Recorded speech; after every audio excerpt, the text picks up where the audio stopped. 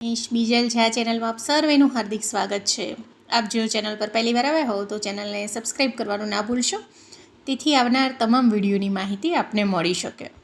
આજના વિડીયોમાં આપણે સાંભળીશું કામદા એકાદશીની વ્રતકથા। કામદા એકાદશી ક્યારે છે એના ઉપર ઓલરેડી મેં વિડીયો બનાવી દીધો છે, તો આપ મારી ચેનલ પર જઈને જોઈ શકો છો।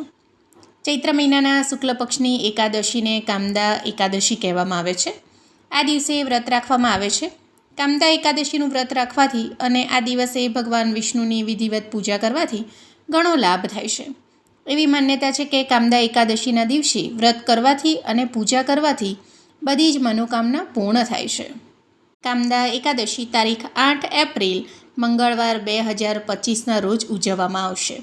હવે આપણે સાંભળીએ કામદા એકાદશીની વ્રતકથા। પૌરાણિક કથાઓ અનુસાર ભગવાન શ્રી કૃષ્ણએ ધર્મરાજા યુધિષ્ઠિરને કામદા એકાદશીની કથા સંભળાવી હતી, જે અનુસાર પ્રાચીન કાળમાં પુંડરીક નામનો એક રાજા હતો, જે ભોગ અને વિલાસમાં મગ્ન રહેતો હતો। તેના રાજ્યમાં લલિત અને લલિતા નામના સ્ત્રી પુરુષો રહેતા હતા। બંને વચ્ચે અપાર પ્રેમ હતો। એક દિવસ લલિત રાજાના દરબારમાં ગીત ગાઈ રહ્યો હતો, પણ ત્યારે જ તેનું ધ્યાન તેની પત્ની પર ગયું અને તેનો સ્વર બગડી ગયો।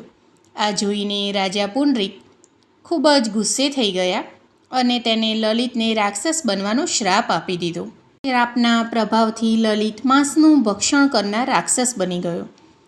લલિતની પત્ની પોતાના પતિની હાલત જોઈને ખૂબ જ દુઃખી થઈ ગઈ। તેણીએ તેના પતિને ઠીક કરવાના ઘણા પ્રયાસો કર્યા। ત્યારે કોઈએ તેને શૃંગી ઋષિ પાસે જવાનું કહ્યું।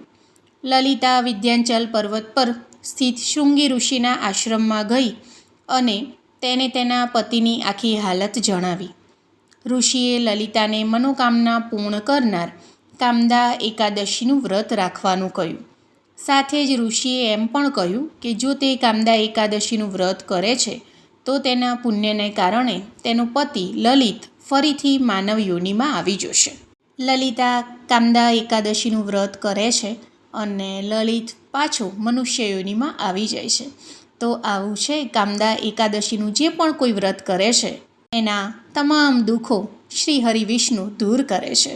ધાર્મિક શાસ્ત્રો અનુસાર કામદા એકાદશીના વ્રતનું સંપૂર્ણ ફળ ત્યારે જ પ્રાપ્ત થાય છે જ્યારે આ દિવસે વિધિવત પૂજા કરવામાં આવે અને કામદા એકાદશીના વ્રતની કથા વાંચવામાં કે સાંભળવામાં આવે।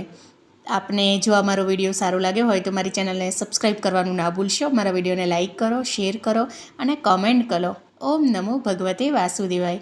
બોલીએ શ્રી ગણેશ કૃષ્ણ કનૈયા લાલ કી જય।